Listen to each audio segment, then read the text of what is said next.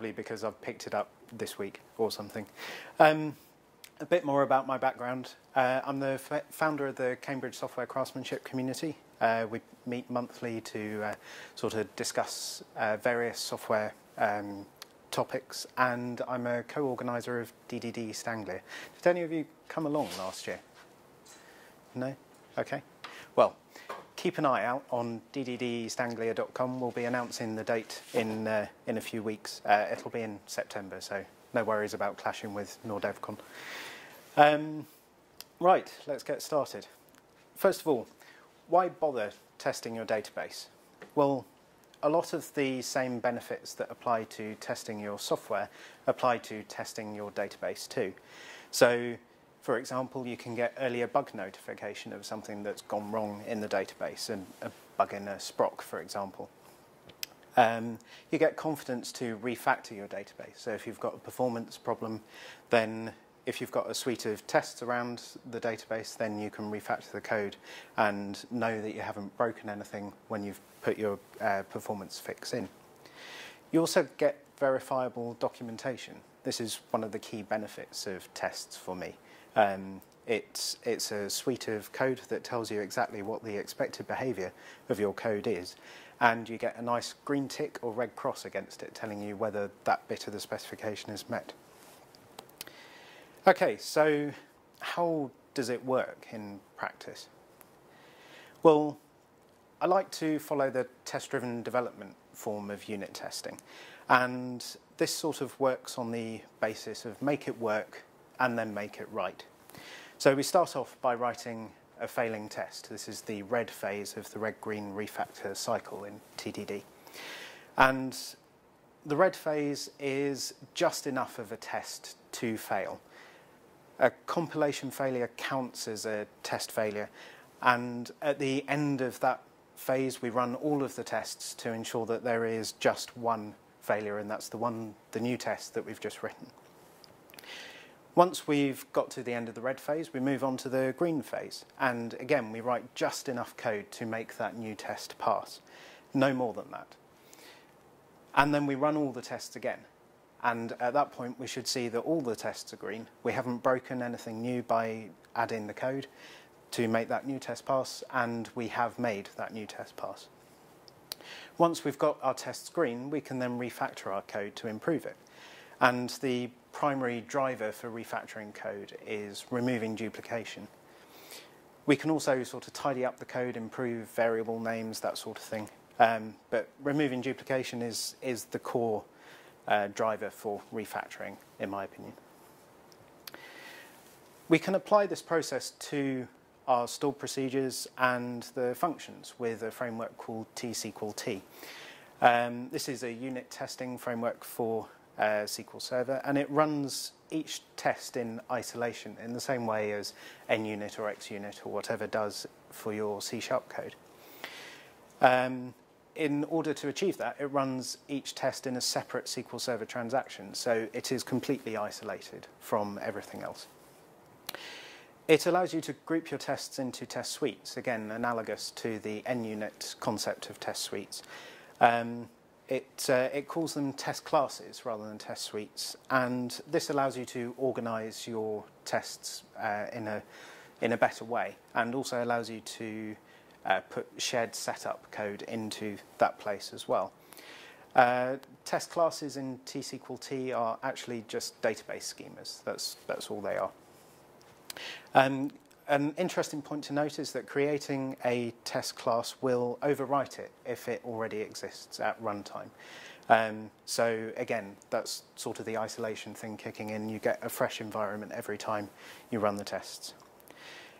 tSQLt also supports faking tables and views, and it allows you to spy on stored procedures too. So it's quite a powerful framework. Let's dig into some code and see how we can get it set up.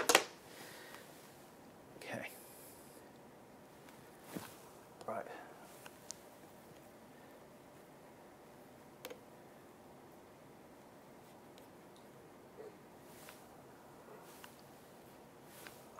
Is SSMS. Excellent. Okay.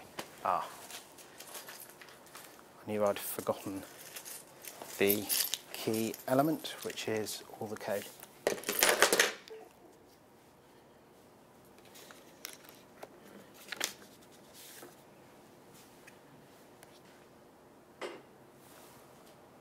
Oh, have I lost the display again?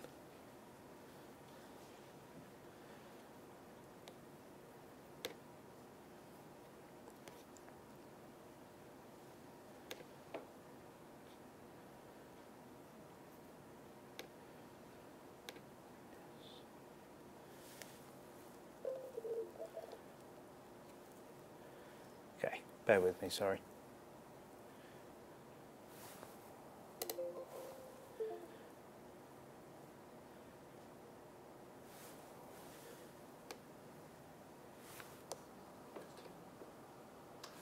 Okay.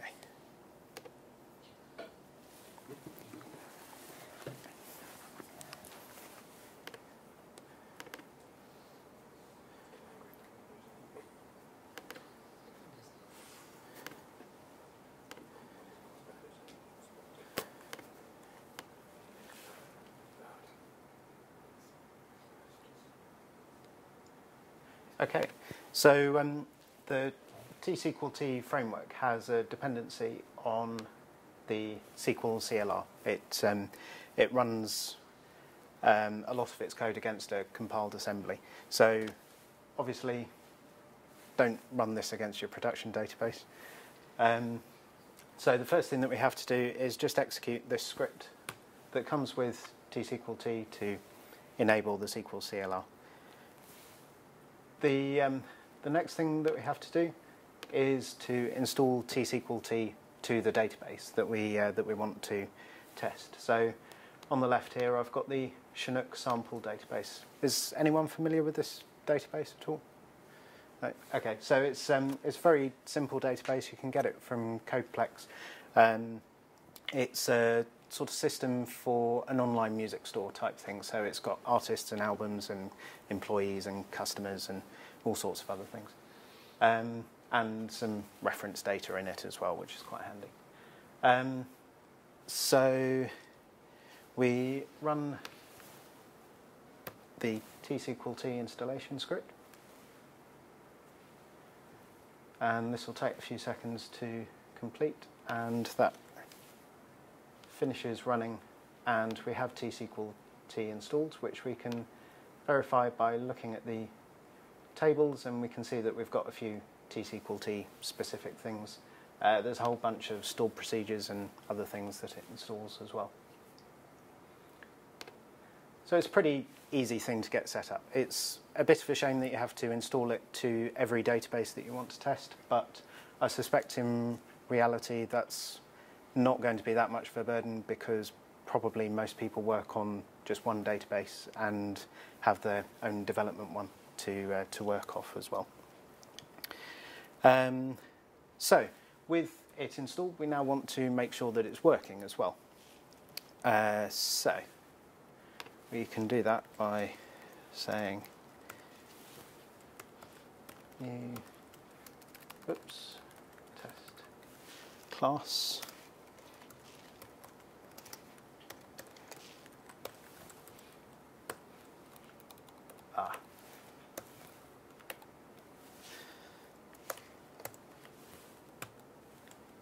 Okay, so we've now created a new test suite for our first test to go into. It doesn't actually appear anywhere because it's just a schema at the moment and it doesn't have any objects in it.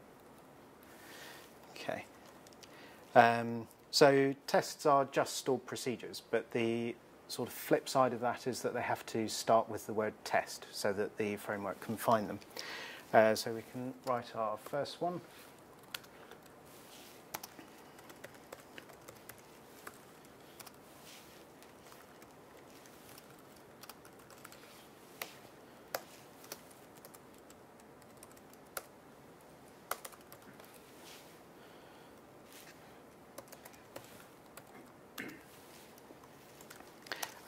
What we're going to do here is to create a new table, and this is our expected result from the test.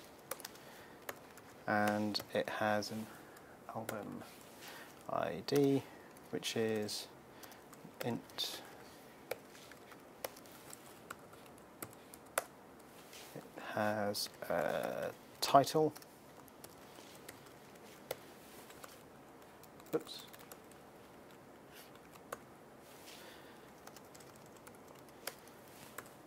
And it has an artist ID.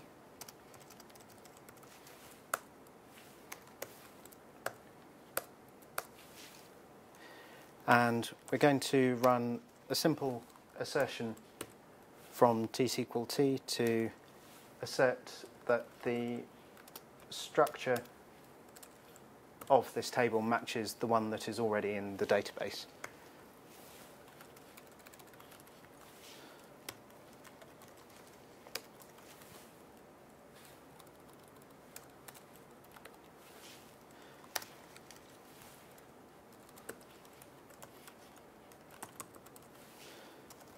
And we do that by passing it an expected command,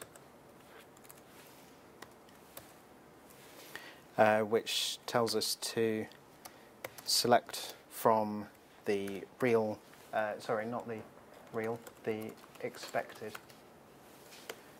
table. And we pass it an actual command, which we select from the real table. Okay, so if everything's hooked up properly, and I've typed that correctly, this test should run and pass. I've made a mistake somewhere.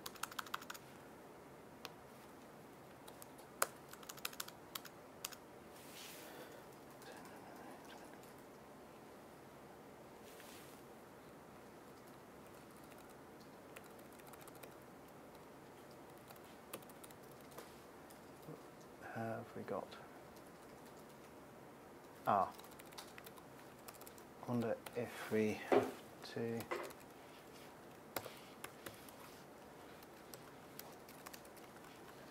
test class.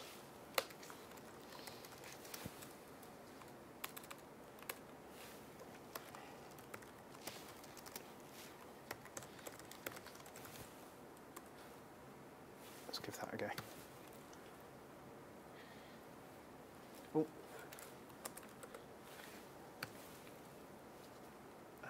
No, that's not made any difference. Oh, just missed a comma. There we go, right. So that's our first test, and we can run those quite simply by saying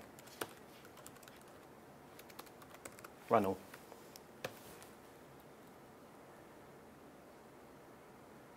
Which chugs away for a bit, and we get the test execution summary at the bottom, and we can see that there was one test executed and it succeeded. So we've got everything hooked up and running correctly.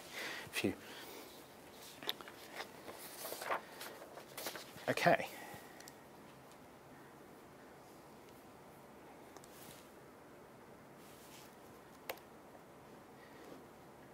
So, some recommendations of things that you should test and perhaps you shouldn't test. I would recommend that you do test your stored procedures, your functions, look at testing your triggers and your views as well, and we can also test constraints on the database, excuse me, and the code standards too. I'll come back to that a little bit more later. I would suggest that you don't write the kind of test that I've just written, which tests that the structure of your table matches the expected one. The reason for this is that I can only see this becoming a very brittle test, because every time you want to add a new column to your database, you're going to break your test, or rename a column in your database, you'll break your test. And brittle tests are the bane of everyone's life, I'm sure. So yes, avoid doing the kind of test that I've just written. So let's look at some tests that we do want to write. Let's look at writing a test for a stored procedure. And as the talk was called test driving your database, let's try and test drive a stored procedure too. Where's my mouse gone? There. Okay. So, as I said, we've got in the database, we've got albums and we've got artists, but we don't have any views or queries or anything on that to combine the two tables in interesting ways. So let's say, for example, we want to present a new view in our application that lists all the albums that an artist has produced that we know about. We can do that by starting off with a test. So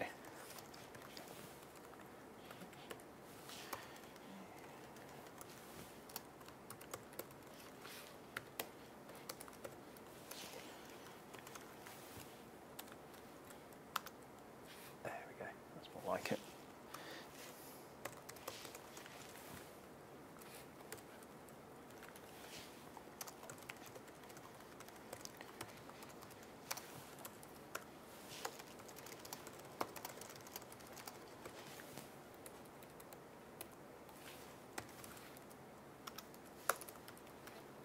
Oops.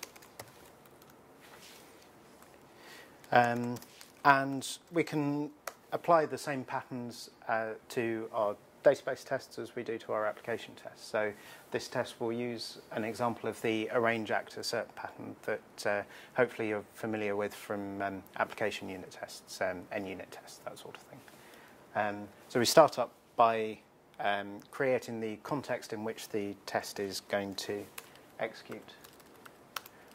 So we create a table.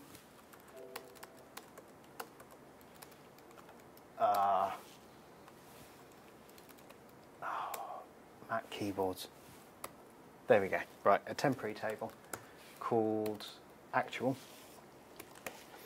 And this simply has one column called album title,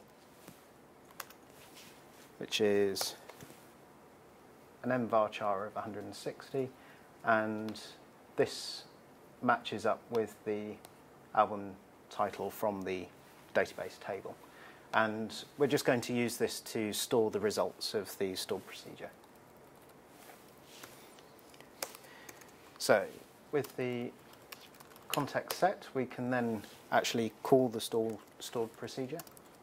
And we're going to do so and store the results of the stored procedure in that table that we just created.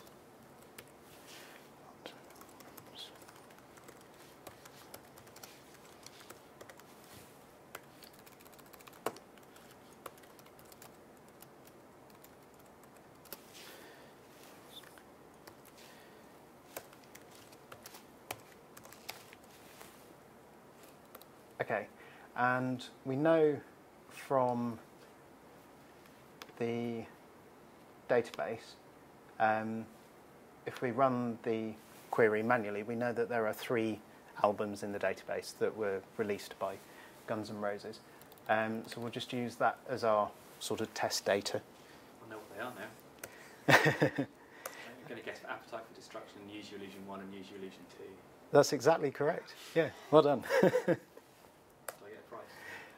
If only I had any with me, I'm sorry.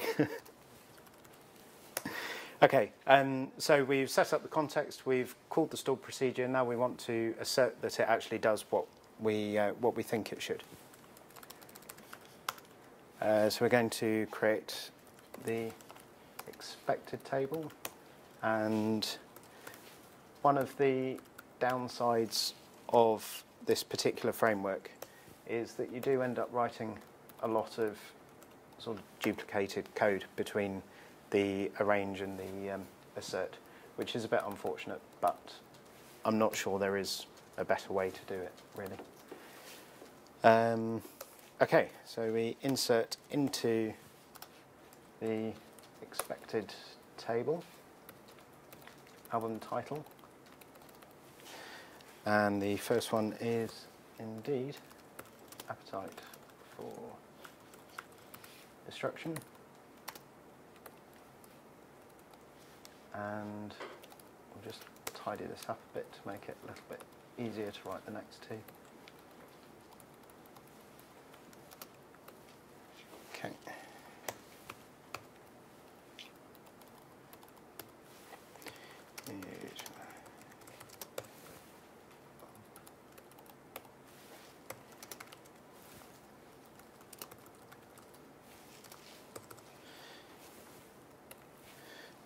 And I missed all the semicolons.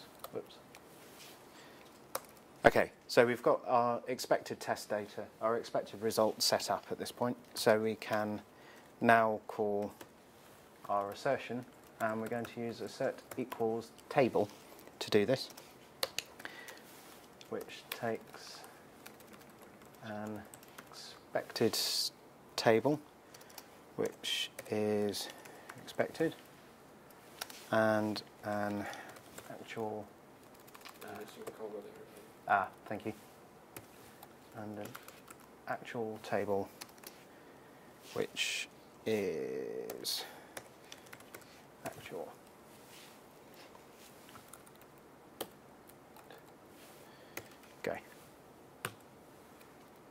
Okay.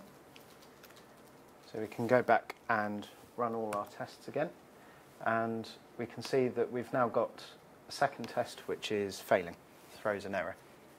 Reason for this, obviously, we haven't created the stored procedure yet. So this is the equivalent of the compilation failure that I mentioned in the red phase previously. So we can now create our new stored procedure, which is down here.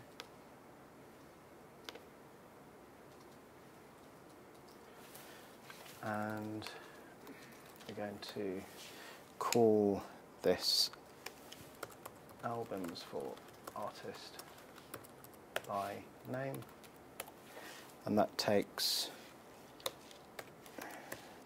one parameter, which is the artist name, and again it's an nvarchar of 120. And we're going to start off by just getting the album title.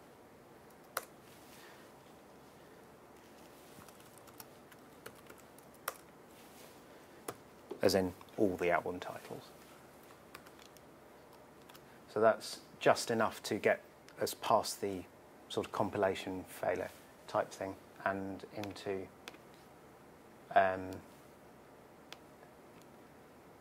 actually running the test in a useful way.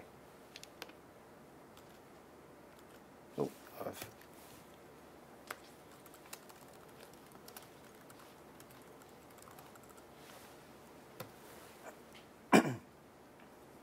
Okay, so this is the output that you get from expected table. What expected table does is it takes the expected table and the actual table, and it compares the two and sees which rows are the same, which rows are different, and whether the rows are different on the expected side or the actual side.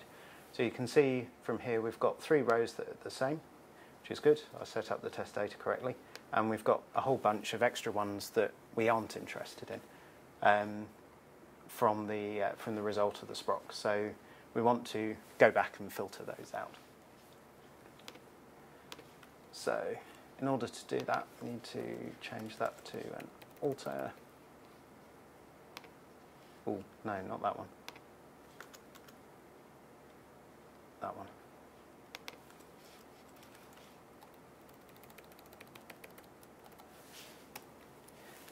And again, we take it piece by piece, and we start with the inner join on the artist table, and we link the album. No, not the album ID, the artist ID. That would make more sense.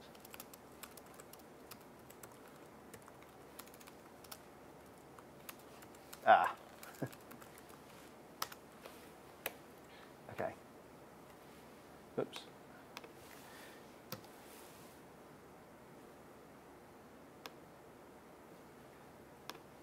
Okay, and if we run all our tests again,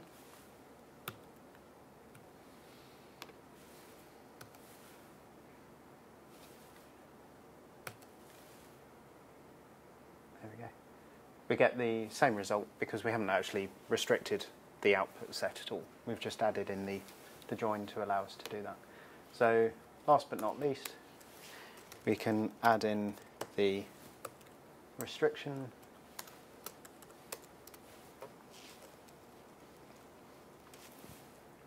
What's his name?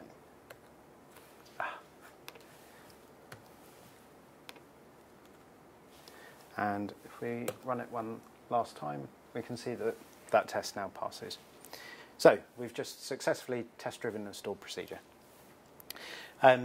You can do the same thing for constraints, which is what I'm going to demonstrate now, but I found it easier to look for a constraint that was already in the database and then apply the tests retrospectively. So that's what the next demo is going to be. So we have a foreign key constraint from customer to employee, and that is for the support rep ID. So if you call up as a customer, you call up this company and you log a problem with the online music store, they will assign a support rep who works for them to you, and that's what this constraint is doing. So we want to test that the support rep ID can't be invalid, and that an error should be thrown when inserting an invalid value into the table. And this gets us into some of the more interesting bits of tSQLt, specifically faking tables. So I'll show you how we do that now. Okay, so we start off with our new test class again.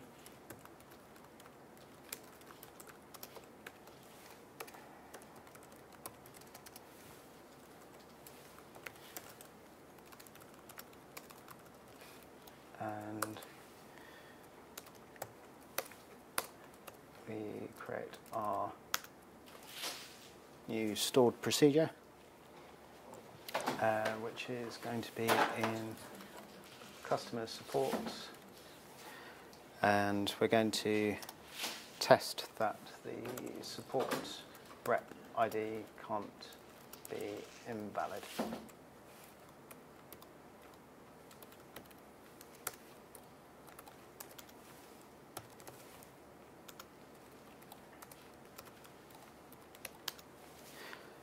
So we start off by declaring a variable called error thrown, which is just a flag, and we set that to false to begin with. Next, we need to fake the customer table, as I said. The reason for this is that tSQLt can't test constraints that are in the database already. Exactly why, I'm not entirely sure, I'm afraid, but what the recommended practice is to create a fake table, which creates a copy of the table minus all the constraints, and then apply the constraint that you actually want to test to that faked table. And this means that you can then test all the constraints in isolation rather than having to test them all in one go. So we're going to fake the table, and that takes a table name, which is customer, and a schema name,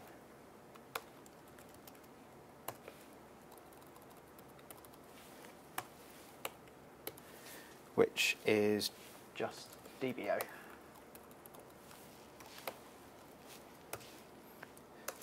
And we then apply the constraint.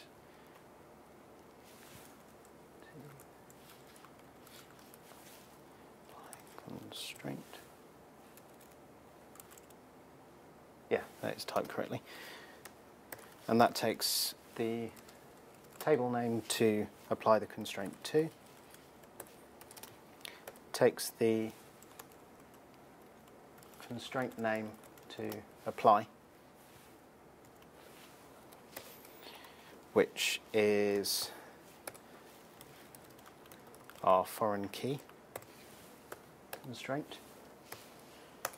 And again, it takes the schema name.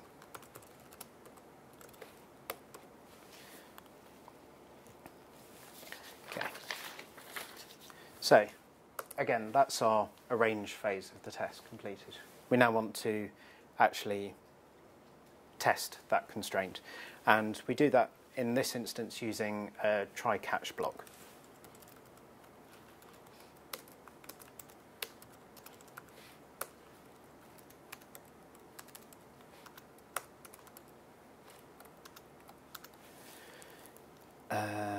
And in the catch block, we want to set error thrown is 1. I'll get that key correct eventually.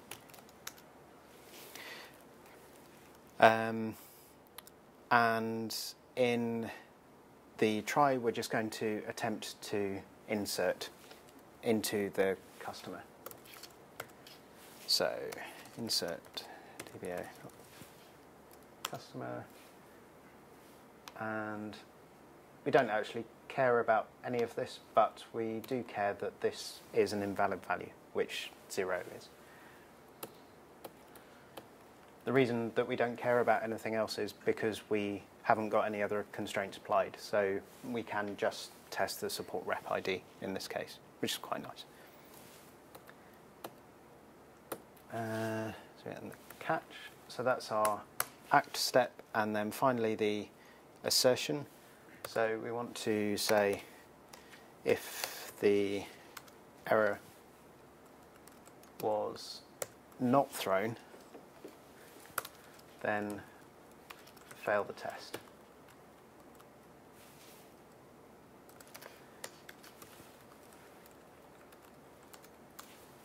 And that takes a message explaining why. So we'll just say the insert succeeded, and we should not be able to write a row with an invalid support rep ID.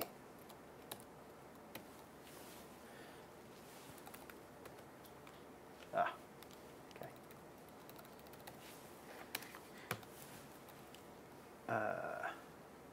Okay, line 47, got a typo there.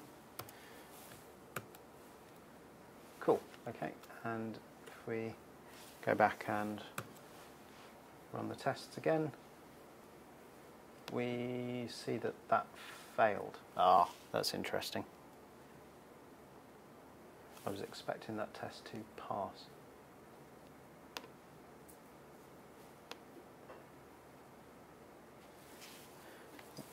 Throw in. Okay. Some of these. Okay, let's try filling that out.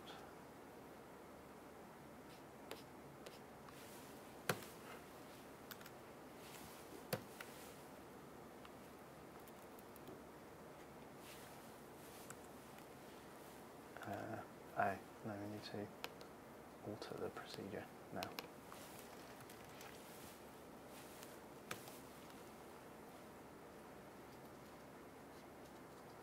No? Okay. That doesn't exist. Okay.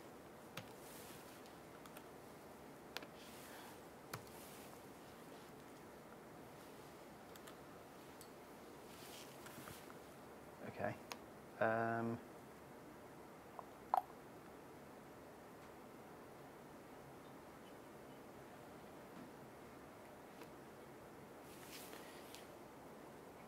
So is this doing this against the fake table?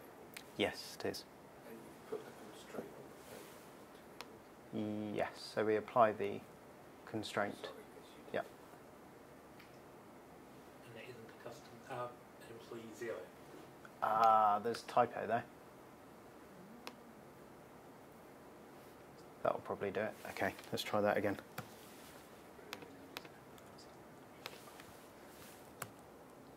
Hooray! Excellent. Cool. So we can test our foreign key constraints too. Right, so the last demo that I have in this section.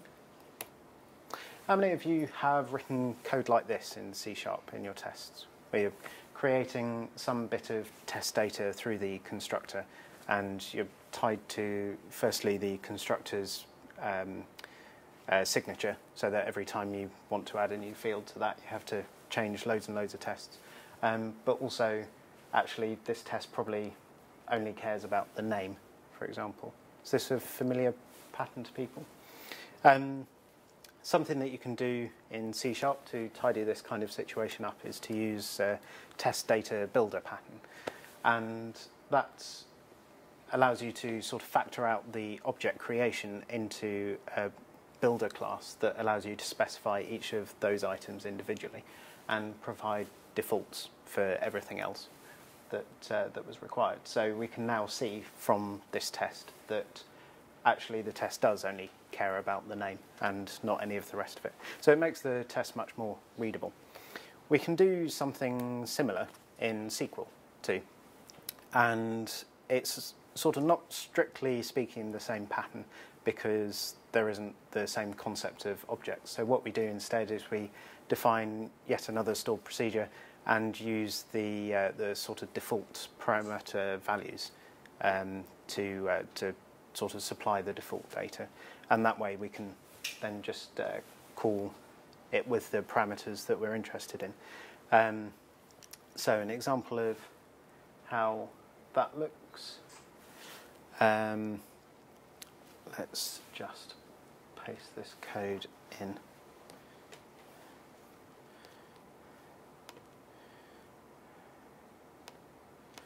If we bring that in here.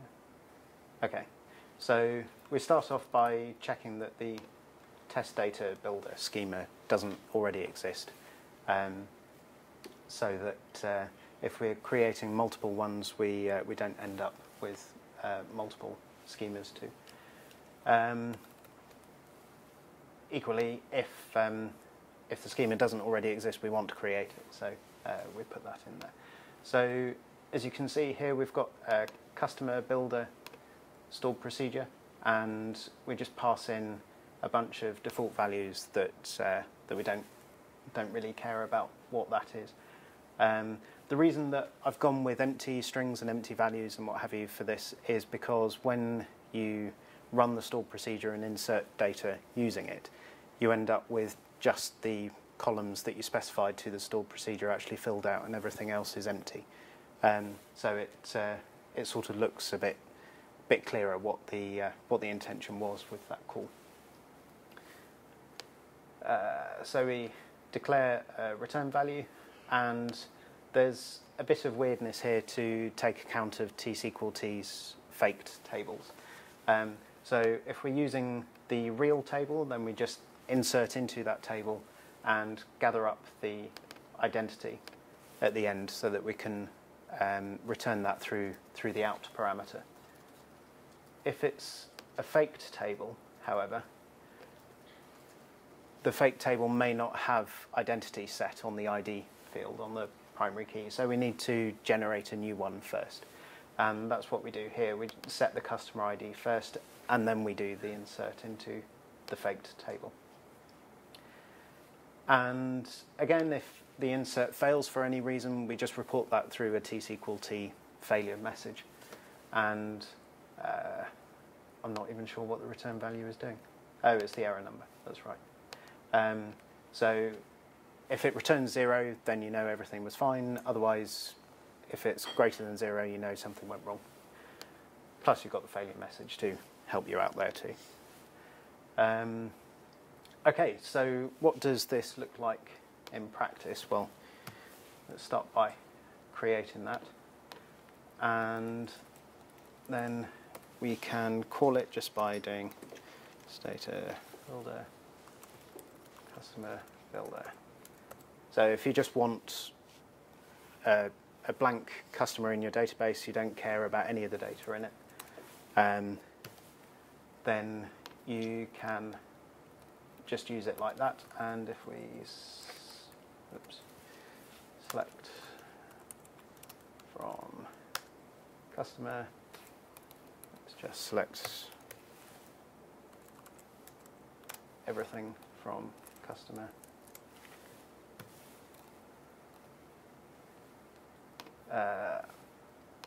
That's the lot, and then there's 2 at the end that we've added. And if we want to be a bit more specific, so for example we care about the person's name for this test, then we can say, if I could hit the right key, first name and last name.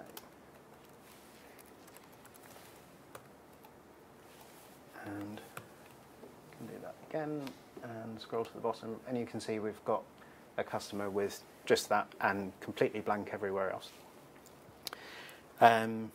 Similarly, you can do that with any combination of parameters at all. So you can really focus your test on what it is that the test really cares about.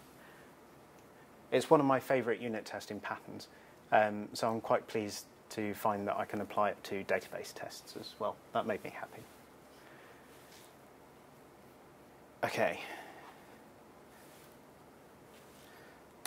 So I mentioned code standards previously for SQL Server.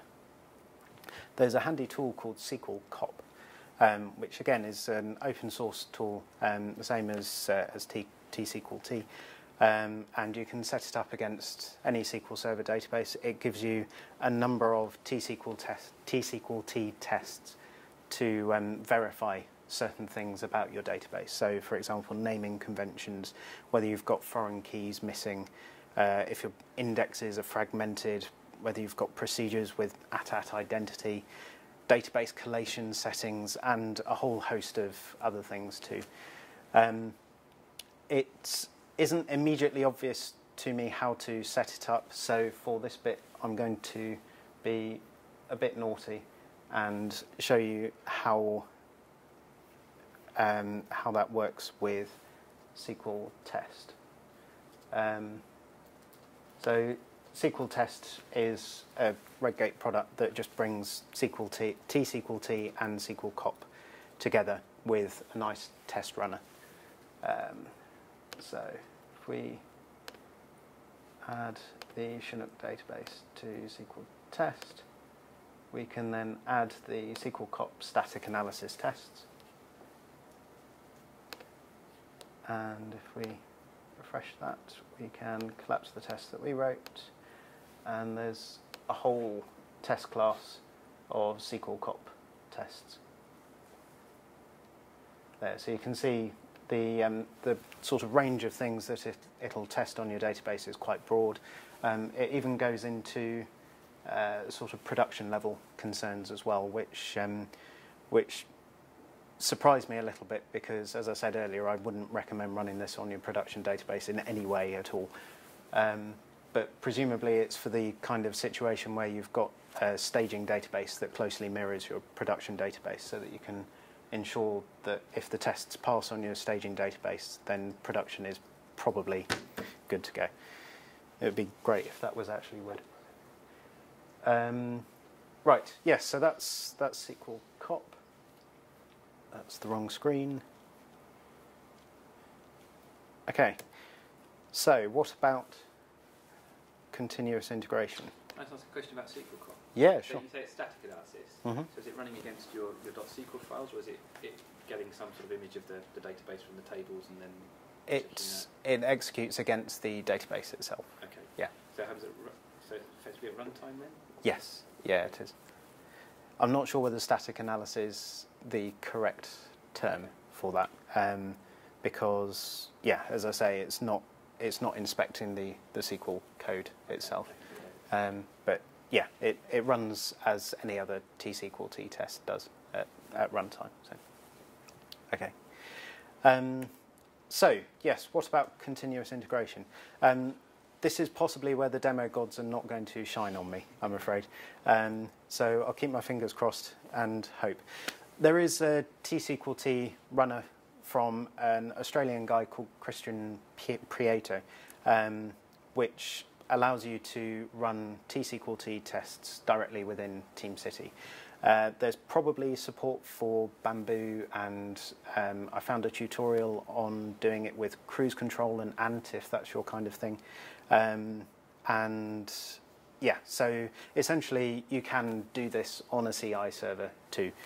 So you can make it part of your release process or build process or however far you want to take it, really. The basic approach that I took for this is to use that tSQLt runner for TeamCity that I mentioned, plus a bunch of sequelCMD calls to deploy the various scripts to the database. Something to mention is that for whatever reason I had to use a named pipe to get the tSQLt runner to connect to my SQL server. I just couldn't get TCP/IP connectivity to work at all. It's probably a bit of Java, Windows, not really meeting weirdness. Something else that I found was that you have to pass the -i argument to sequelCMD, which enables quoted identifiers. And if you forget to pass the -d argument with your database name, then nothing works at all. Right, so let's see if this is going to work. Need to kill that one.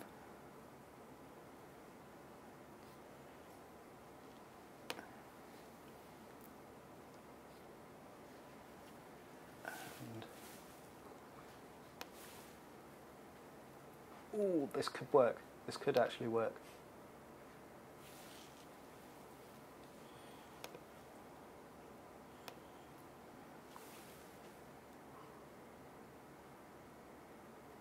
Oh. Okay, let's kill the other VM too. Is that supposed to be a percentage on the screen? Yes, it is. Going in.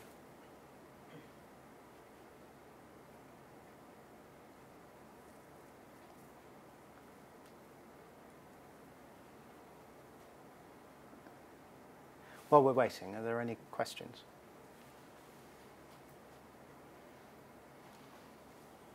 You said about when you're creating a actual table versus an expected results table, it's unfortunate you have to basically do the whole thing twice. There's no way to create the actual table that's in the same format as the... Not as far as I'm aware, no. A lot of, well, all the examples that I found online had that same format of creating the two identically, which is unfortunate, particularly if you've got very large tables, of course. But yeah, I guess unavoidable for whatever reason. Oh dear.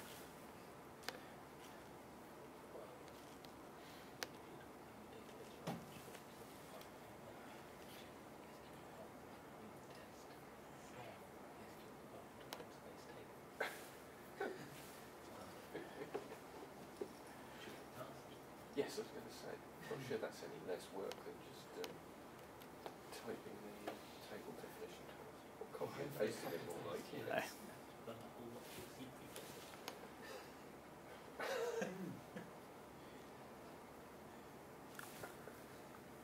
No, this isn't looking promising, I'm afraid, which is a bit of a shame because that was one of the cooler demos. But if you've seen TeamCity before, then you know what passing tests look like, and it looked very much like that. So, cool. Okay. So that is the end of the talk. Are there any other questions? Oh dear. Forget that.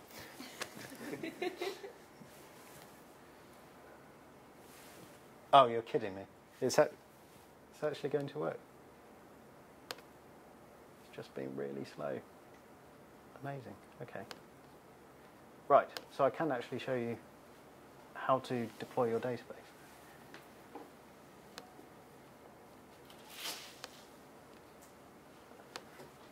So, as I said, it's a whole bunch of sequelCMD calls. I first of all deploy the Chinook database, which is completely blank. Enable the SQL CLR as before, and install tSQLt as before. And then I've got 3 files in my version control repository, which represent 2 of the demos that I did earlier. The stored procedure demo and the foreign key constraint demo. And so those get deployed as well. And then we actually run the tests, and this is a fairly simple thing to configure.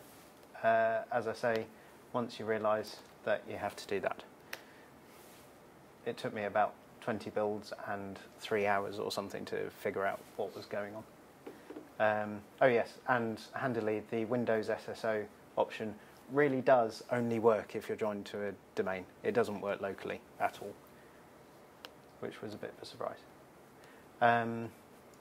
And then the last build step, very important, drop the database at the end to ensure that the environment is cleaned up, and that's just done with a bit of hard-coded SQL. Say if the database exists, then drop it. So, cool.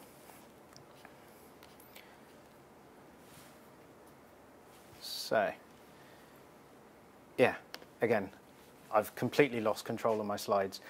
Are there any questions to round off the talk?